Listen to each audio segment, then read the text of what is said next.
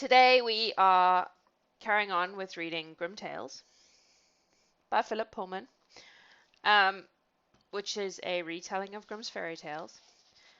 He's done such a great job with these stories, and I'm really enjoying reading them. Oh, this one might be long. It's got a first story. Oh no, it's not too bad. So today's story is called The Elves, and apparently consists of more than one story because right underneath the Elves it says first story. So one must assume that there is also a second story, I'm gonna guess. So I don't know this one, or at least I don't recognize it by the title.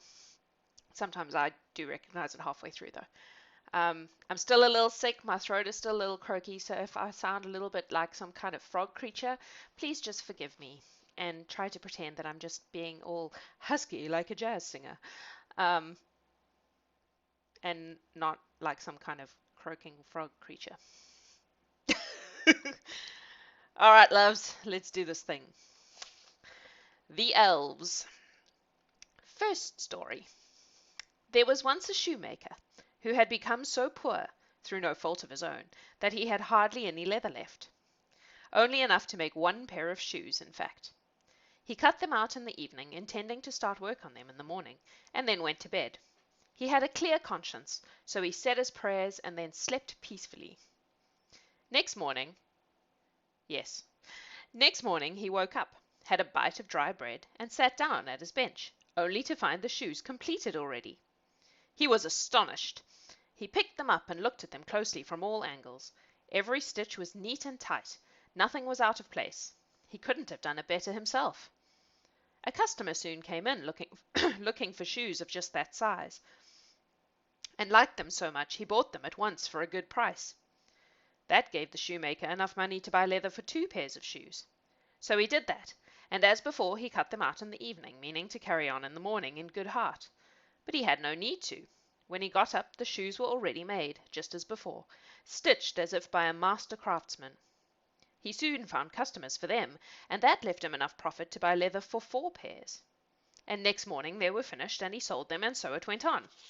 Each evening he cut the shoes out. Next morning they were finished, so that pretty soon he was making a good income, and not much later he was a wealthy man. One evening, not long before Christmas, he cut out a number of shoes as usual, and then said to his wife, just as they were going to bed, "Why don't we stay up a bit tonight and see if we can find out who's been helping us?"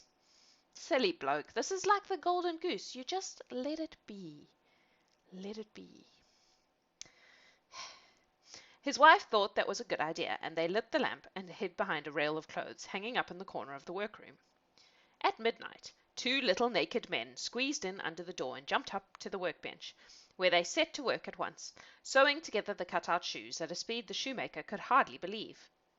They worked until they'd finished every one, and then they put the shoes on the bench and went out under the door. I 100% would wait and look. I guess so. But everybody knows that if something like this happens, and it's good, you just leave well enough alone, because the moment you start poking around, it's going to go away. Like, if you've ever read a fairy tale, you know that this is the case. Maybe. Or I would just be like, it's the elves, and leave them presents, like a good little folklorist. Anyway. In the morning, the shoemaker's wife said, "I think we should do something in return for those 2 little men. After all, they've made us rich, and there they are running about in the cold with nothing on. I'm going to sew them some shirts and jackets, and some underwear, and some trousers, and knit a pair of stockings for each of them as well. And you can make them each a little pair of shoes." Now that I would do. I'm just saying. That sounds a lot like me. Oh, they must be so cold. Let's make them some clothes. That's a good idea, said the shoemaker, and they set to work. That evening they set the clothes out on the bench instead of the cut-out shoes, and hid again to see what the little men would do. At midnight they came in and leaped up to the bench as before, intending to start work, and then they stopped, looking at the clothes and scratching their heads in puzzlement. Then they realized what they were for, and jumped for joy, put them on at once, and preened themselves, singing, "We're finer than we were before. We shan't be cobblers any more." They leapt about like a pair of kittens, on the chairs, the bench, the hearth, the window-sill, and finally they darted under the door and were gone. They never came back, But the shoemaker prospered. All his work went well from then on, and he and his wife lived happy and wealthy till the end of their days. Ah, that's a nice one.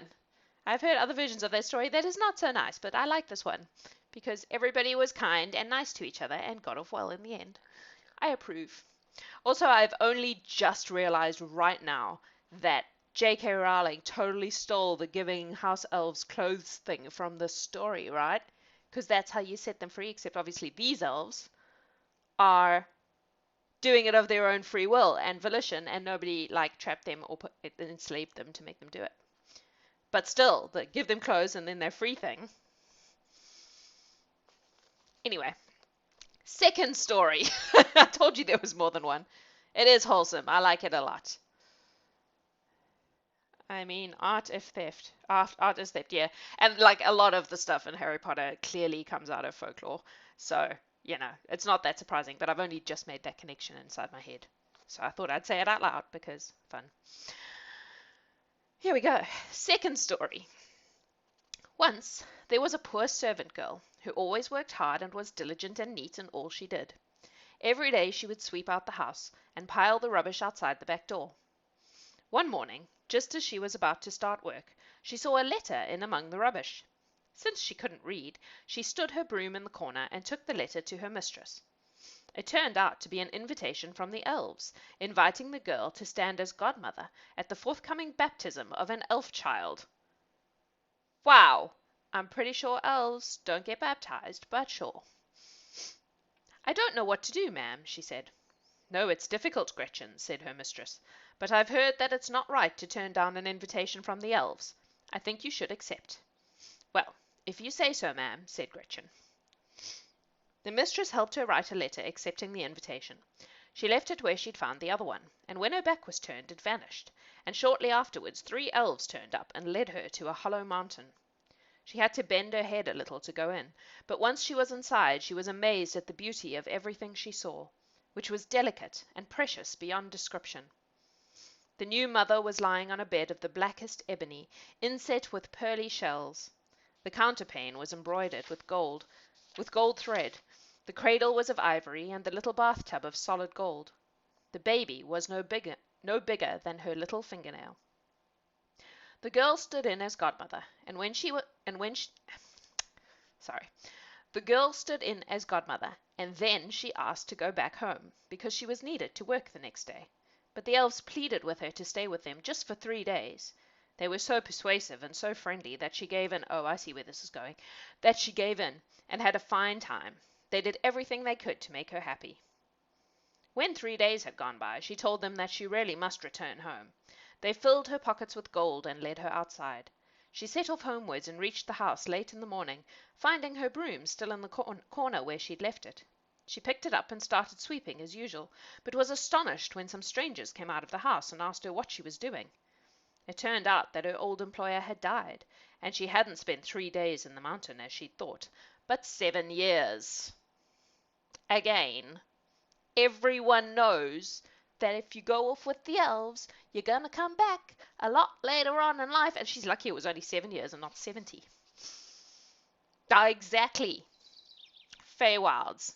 Dangerous stuff. Third story.